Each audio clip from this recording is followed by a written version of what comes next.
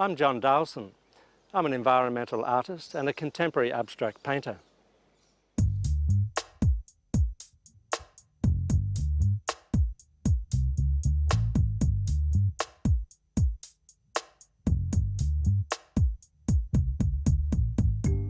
I became an environmental artist quite by accident. I was collecting driftwood on remote beaches in Victoria to make furniture out of. And I stumbled across a lot of plastics that were washing up, and ropes and styrofoam and different things like buoys and floats and things like this, fishing line. And I found it all really fascinating stuff. When I first bought the 60 or so garbage bags full of plastic back to my studio here in Byron Bay, I think many of my friends who came by and saw me playing around with this stuff were really wondering whether I was okay. And they did ask me, is everything okay with you, John? What I saw in that palette of plastics on the studio floor was a surprise to me, because I just saw a celebration of colour. On the one hand, I saw that nature had worn these plastics into various shapes and sizes and had done something to a man-made product to almost soften it and to change it on an intrinsic level where I personally found that they were really interesting objects and had the potential to be worked into assemblages and made into potentially beautiful pieces of art.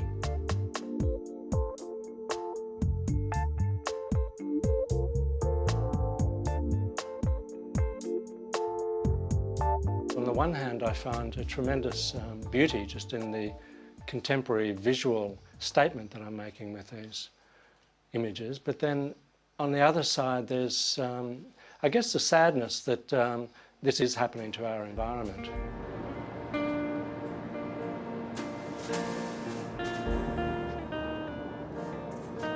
I moved to Byron Bay about 14 years ago. And I think living here has had a fairly profound influence on me as an artist. I was a painter for about 17 years or so before I started working with the found objects. Around about 85% of the world's litter that's washing up on beaches is known as ocean litter, and it's just out in the ocean washing around.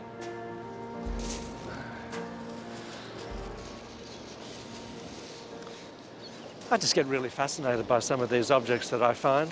I think the way that nature just smooths it off, it rounds it off, it just gives it another dimension.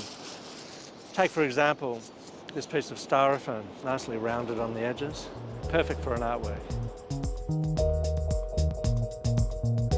It's the same with the driftwood that I also have worked with, that these pieces of wood that I've worked into some of my assemblages, they have such a beautiful, almost silvery quality to them, and the edges are all worn. I think it's just something that nature does to soften the blow.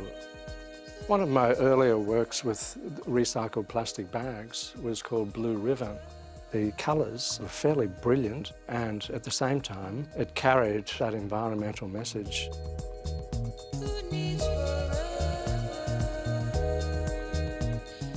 I started making totems, I think as a natural progression in my work, because I wanted to be able to use some of the larger items that have been washed up.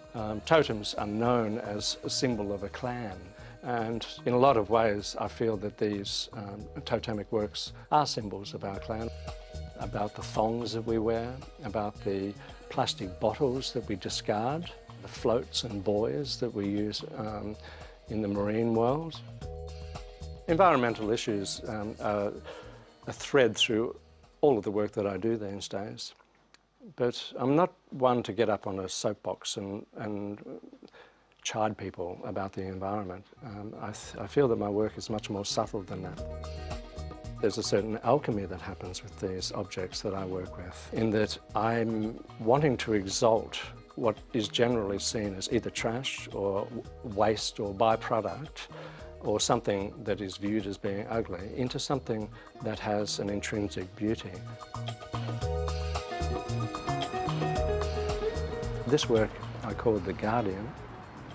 The brief for the project was to use leftover roadside materials, and I ended up choosing a series of guardrails and concrete pipes. That now sits at the entrance to Kangaroo Point up in Brisbane. This commission work is comprised of literally thousands of thongs, and it's located just outside the front of the Gold Coast City Art Gallery. It took probably 6 to 9 months to make this work, and I did most of it in my studio in Byron Bay.